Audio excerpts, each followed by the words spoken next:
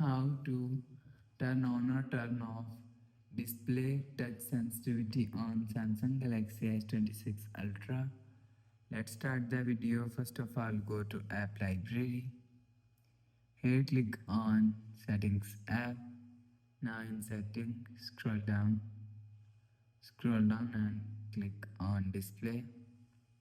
After click on Display, scroll down and click on, you will see touch sensitivity is here. If you want to turn off touch sensitivity, turn off this button. After turn off this button, you will see the touch sensitivity is turned off. If you want to turn on touch sensitivity, turn on this button. After turn on this button, you will see touch sensitivity is turned on. You will turn on or turn off touch sensitivity from here.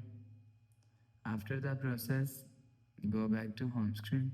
So that's how you can turn on or turn off touch sensitivity on Samsung Galaxy S26 Ultra. If you like the video, please subscribe. Thanks for watching.